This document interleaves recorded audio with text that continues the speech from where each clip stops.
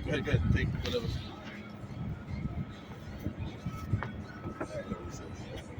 Good. Ready? Asians who say streets. You have to speak because we got Asians who say streets, safe schools, Sure. safe That's somewhere. fine. That's fine. You have to Just speak.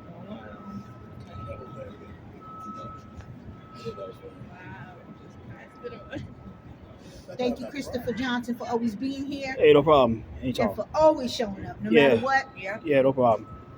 Got his Yeah. finger on the pulse here. Yeah. Yep. Yeah, no problem. It was, All right, just let me know when you, who's speaking. Oh, Susan's Susan, speaking. yeah. Okay. Oh, let him have it, Susan. I got it. Can't wait for this. All right. In 3, 2. I'm here at the courthouse with Madeline Brand as her son. His son was murdered about 4.5 years ago.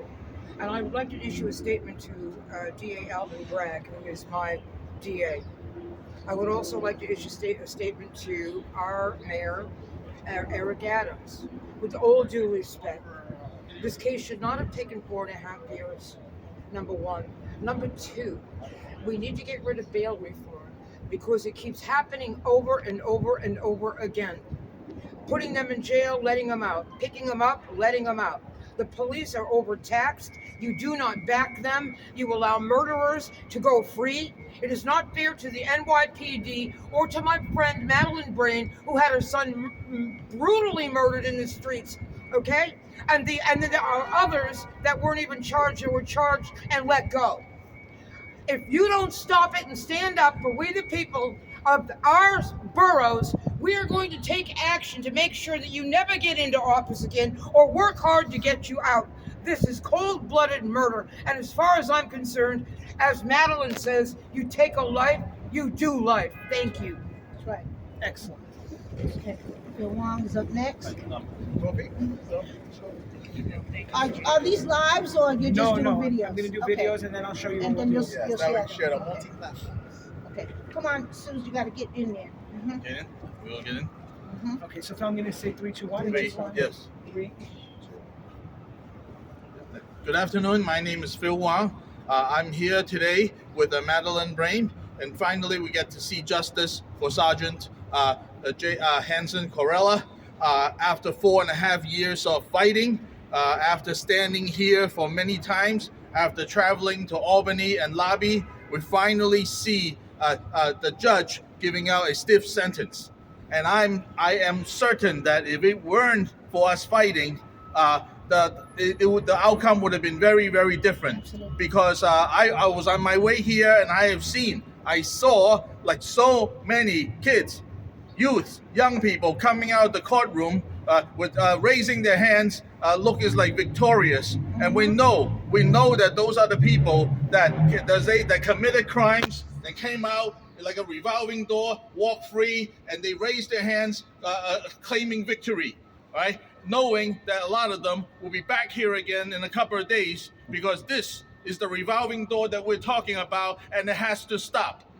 Because if it does not stop, we're creating a new generation, That's right. a new generation of teens and youths, right, Right. that will commit crimes, and they do it because they know they could get away with it, and they will do it again and again and again, right?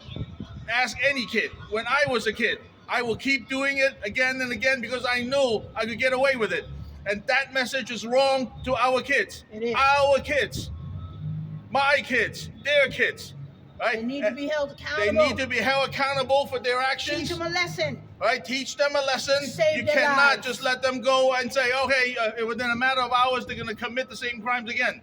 Right? So I'm so glad to be here to witness history, and I wish that the judge can have discretion to detain criminals these are repeated offenders, rather than keep letting them go. Right? New York State is the only state that do that, and that is wrong. Right? So we have to keep fighting. We have to roll back this so-called bail reform. It does not work. The data is out there. The electeds are just looking the other way, thinking that there's not enough data, and that is like nonsense. We have more than enough data to know that this so-called bail reform is wrong. Right? Roll it back, and we're going to keep fighting. We'll keep coming back until this is done. Thank you. Thank you. Yes. Who's up next? You gonna go? Yeah. Here we go, everybody. I'm gonna make this political about myself. No, you're not. Like this. And 3. I am County Committeeman Dion Powell, also with the Strong Enough Achievers Foundation. Our organization doesn't take cure violence money or any anti-violence money, so we have the autonomy to come out here and make public statements in favor of criminal justice because we do target our youth. One of the things that I like about Madeline Brame is the Victims' Rights Reform Council. It's one of the things, even though I'm civically educated and minded, not even I knew about the victims' right to make a public statement forever if they want to in front of the court. Because even I was a little intimidated when the judge tried to prevent her from continuing her statement. And I thought she was in contempt. I was fearful that emotions and passion probably got better for her. Because there was a time she would have jumped up over the whole entire bench and grabbed somebody, and you saw that in the media. So this black woman is doing something that I would call breaking the black wall of silence. Because we're no longer people of color, we're people of culture. And our culture and its toxicity and its perpetuation of money making through all these violent acts to cause legitimacy and validity within the community amongst all these systems makes it feel as though jail is a rite of passage. And unfortunately, we have to break the culture of our like-mindedness and support youth through organizations like mine, through organizations like hers, interns, summer youth, and those kind of things to get something called sweat equity. They know they have to work for a living and nothing is going to be handed to them. Because one thing about things is that if we allow these kids to get ownership, access to leadership, access to capital of the communities, the more things you own, the more education you get, the more you travel, the more conservative your mindset will become. These young people don't value anything, even themselves. So if they had goals to accomplish and things to lose, like their freedom and like all these other things, then they will value things more so. So right now they've been enabled, as we used to say back in the day, they're spoiled, spare the rod, spoil the child. And this is a result. So my lane, even though it's not political, is to change the entire system. Get rid of everybody that's elected official, black or otherwise, because we feel so good with the symbolism, the first black woman this or the first black that, and political powers, but we don't have access. All these laws, no matter what community is behind me, always affects the black community the hardest. It may feel good, but surprise, surprise, you got a jail in your backyard. Surprise, surprise, you love all these homeless rights. Surprise, surprise, you got a shelter in your backyard. So once again, we have to think long term and once again break the black wall of silence and actually speaking of our victims. There should be thousands of others like Madeline behind her who've been in the same situation. But in their mind, they feel as though culturally they're afraid to speak out. They'll yell and scream to the TV, on social media, but then poof, they disappear. But leadership like she has goes a long way. So I want to support Madeline, tell her I love her, and keep being in front of these cameras. Because like I said before, hand turn aside, seeing more black faces breaks and cracks that black wall of silence.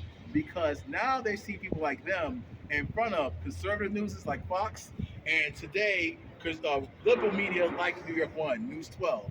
And that's the first thing that our people understand, which is identity politics. Because our people have to look, wait, and watch, see to believe it.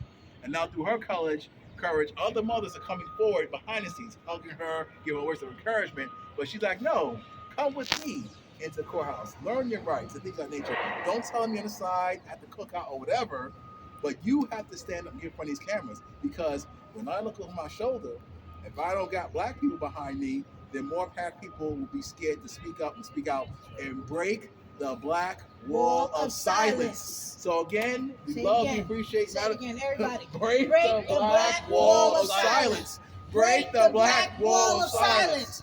Break the black wall of silence. Because if we don't, then we're going to lose the future of all our black youth from New York City and beyond. Because we all know all Bibles in the country and the world look to New York from leadership by example. Because if we have all these protests and rallies, they look at New York and not in Memphis, Texas, where it happened. They look at New York instead of in Minnesota, where it happens. And look at Florida. They always look at New York to see how New Yorkers and rallies and pillage. And of course, the media is part of the problem because they keep perpetuating it in our faces.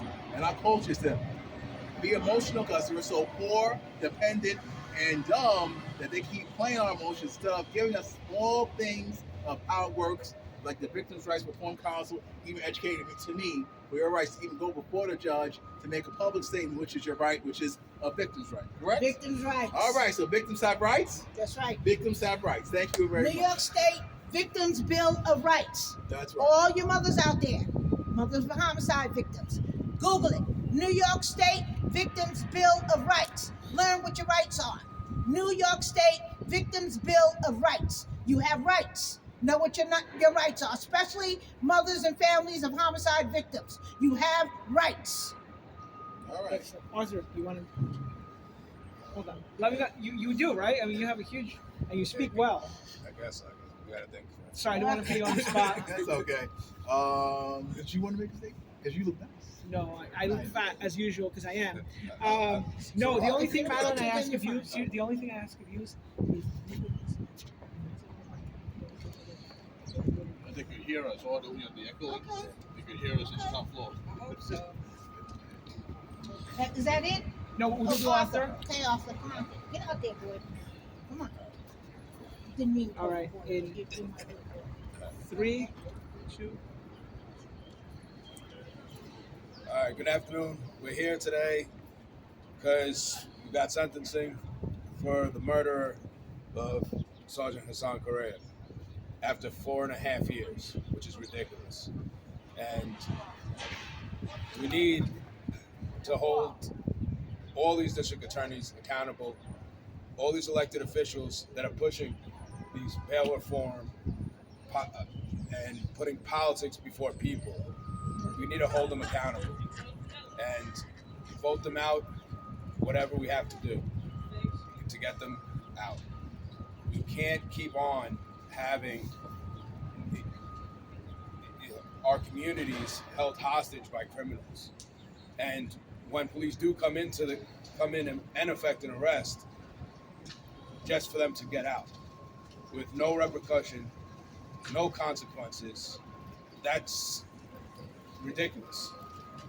If we don't correct the problem, it's only going to keep getting worse. Continue. That's right. So we need to stop it before it's too late.